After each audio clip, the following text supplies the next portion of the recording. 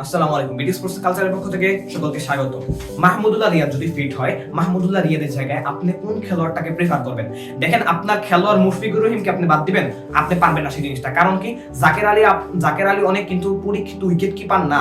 আপনার 50টা ওভারের ম্যাচ হচ্ছে এখানে, আপনার 50টা ওভারের ম্যাচে চ্যাম্পিয়ন্স ট্রফির মধ্যে একটা ম্যাচে সেইখানে যে জাকের আলী 50টা ওভার আপনাকে উইকেট কিপিং করে দিবে, তাকে তিনি এখনো প্রুফ করতে পারেন নাই। অর্থাৎ কি, আপনি জাকের আলীকে 50টা ওভার উইকেট কিপিং করতে পারবেন না। যখন তিনি 50টা ওভার উইকেট কিপিং করতে যাবে, যখন তার অভিজ্ঞতা নাই, তখন যদি শেষের 10 ওভারে তিনি যদি ঠিকমতো উইকেট কিপিং না করতে পারেন, তার কিছু মিসের জন্য যদি 10টা রান বাংলাদেশ সেখান থেকে 22 রান থেকে চলে আসে, তাহলে কিন্তু বাংলাদেশের জন্য একটা ধাক্কা হতে পারে সেই জায়গাটার মধ্যে। সেই জায়গায় মুশফিকুর রহিম হচ্ছে আপনার জন্য একটা বেটার একটা অপশন। অর্থাৎ আপনি মুশফিকুর রহিমকে আপনার দল থেকে আপনি বাদ দিতে পারতেছেন না। সেকেন্ড হচ্ছে কি, আপনার আর কোনো অল্টারনেটিভ ওয়ে আছে কিনা যাকে আপনি বাদ দিতে পারবেন? হ্যাঁ আছে, সেটা হচ্ছে সৌম্য সরকার। আপনি সৌম্য সরকার দেখেন, সৌম্য সরকার সম্পূর্ণভাবে এখন ফিট না। সৌম্য সরকারের হাতের ইনজুরি আছে। আপনি সৌম্য সরকার চাইলে বাদ দিতে পারবেন। সৌম্য সরকারকে বাদ দিয়ে আপনি সৌম্য সরকারকে ওপেনিং পজিশনে আপনি কাকে খেলাবেন? ওপেনিং পজিশনে খেলানোর জন্য আপনার দুইটা খেলোয়াড় এখনো পর্যন্ত প্রিপেয়ার রয়েছে। একজন হচ্ছে নাজমুল হোসেন শান্ত এবং আরেকজন হচ্ছে মেহেদী হাসান মিরাজ। নাজমুল হোসেন শান্তকে আপনি ওয়ান ডাউনে প্রেফার করলে খুব বেশি ভালো হয়। মেহেদী হাসান মিরাজকে যদি আপনি ওপেনিং খেলান, তাহলে হয়তো বা বেটার আপনাকে বেনিফিট দিতে পারে। কারণ এই বিপিএল এর মধ্যেও কিন্তু মেহেদী হাসান মিরাজ আপনাকে বেটার একটা বেনিফিট দিয়েছিল।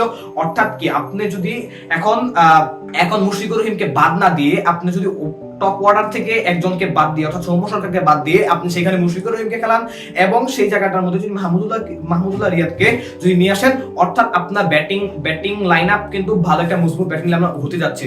এবং সেকেন্ডে আলোচনা করবো বোলিং লাইন আপ নিয়ে। দেখেন, আপনি এই ম্যাচের মধ্যে রাওয়ালপিন্ডির পিচের মধ্যে মোস্তাফিজকে আপনার খেলানো কোনো কারণ হতে পারে না। কারণ দেখেন, মোস্তাফিজের বল কতটুকু গতি হয়, কতটুকু কাটার হয়, তা কিন্তু অন্যান্য পিচ গুলোতে হয়। দেখেন, দুবাইয়ের পিচ হচ্ছে মুস্তাফিজের ফেভারিট পিচ হতে পারে, কারণ দুবাইয়ের পিচে অনেকটাই স্পিন ফ্রেন্ডলি পিচ।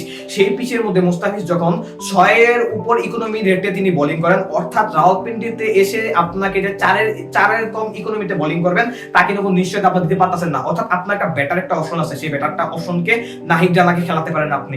অথবা আপনি যদি মুস্তাফিজকে বাদ নাই দিয়ে যান নামের ভারে, যে মুস্তাফিজ আমাকে পরের ম্যাচে কিছু একটা করে দিতে পারে, আপনার অভিজ্ঞতার জন্য যদি আপনি মুস্তাফিজুর রহমানকে বাদ না দিচ্ছেন, তাহলে আপনি তানজিদ সাকিবকে বাদ দিতে পারেন। অর্থাৎ আপনার পরের ম্যাচের মধ্যে নাহিদ রানাকে আপনার ইনক্লুড করতে হবে, কারণ পিচটা হচ্ছে সম্পূর্ণ রাওয়ালপিন্ডির পিচ। আপনার পেস বোলিং পিচ, বাউন্সার খুব ভালো করবে, সেখানে লেন্থ পিক করলে হয়তোবা সেখানে বুকের মধ্যে বল উঠতে পারে। এরকম একটা পিচের মধ্যে আপনার নাহিদ রানাকে অবশ্যই খেলাতে হবে, গতিদানব একজন বলকে খেলাতে হবে।